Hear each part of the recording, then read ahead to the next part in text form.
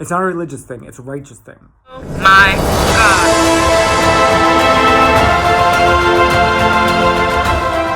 That's not enough. You have to create, and it has to be better than what you were disrupting. That's a lot to do with an optimistic attitude after what we've been through. So, get ready.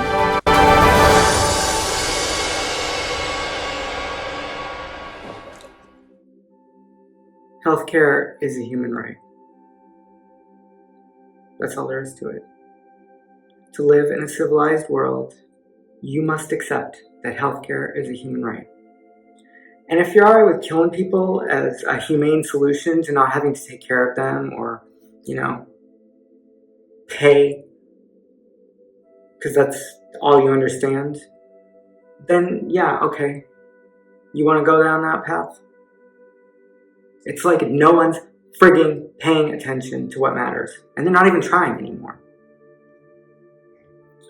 I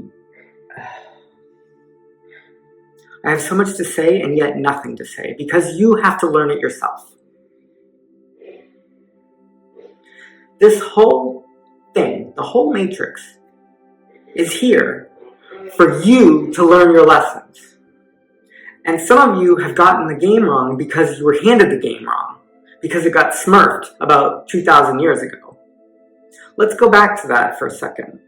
For those of you that indulge in Christianity, and I'm not picking on you in particular, I studied mostly Christianity as growing up.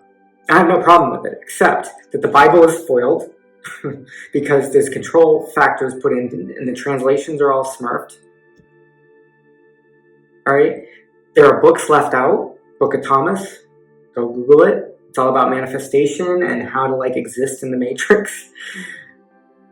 2,000-year-old text is left out. Arguably the most important one. It's not there. Why would it be left out? Critical thinking people. And I don't want to hear this anymore. It keeps getting projected. All right.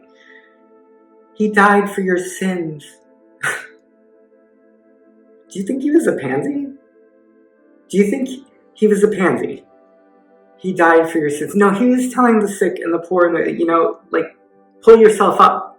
Okay? Just like he pulled himself up. And they've painted him as this friggin' hippie. All right? He didn't die for your sins. All right? He didn't die for his sins. Think about it. He was murdered for trying to help people see the truth. Sound familiar? Anyone who speaks the truth becomes a target to someone at varying levels. Some higher levels than others. It depends on what truth they're telling. Some end up exiled in a foreign country for the rest of their life for telling the truth. And if he hadn't died for your sins at age 33, how many more truths would he have been able to tell? How many more teachers would he have been able to teach? And what impact would it have had on, the next centuries? The fall of Rome, the Bible being rewritten in 1600, the Crusades, constant war when we get to present times. If he had not been interrupted and died for your sins, where would we be as a humanity right now? Where would we be as a world if we hadn't had lives for 2,000 years? And there are secrets coming out that are valid, and there are widely known texts that supplement what you think you know. But everybody's lost the drive. Why? Because we don't like being lied to. Well, you're going to have to reject everything and start over again, because you're not going to believe it. You're not. Until you get it, and then you'll get it. When you get it, it'll be like a light going on and a connection being established. Don't make it into what they have projected, because spirituality and religions,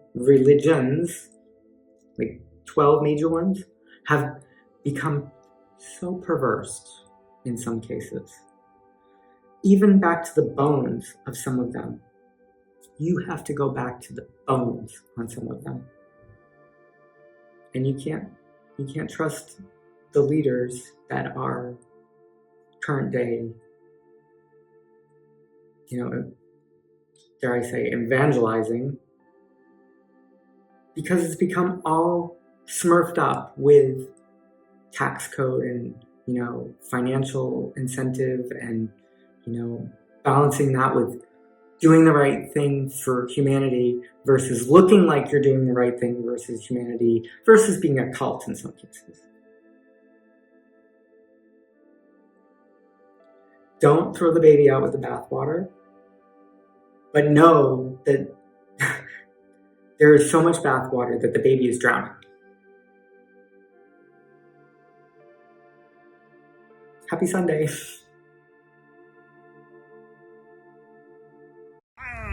Calzone.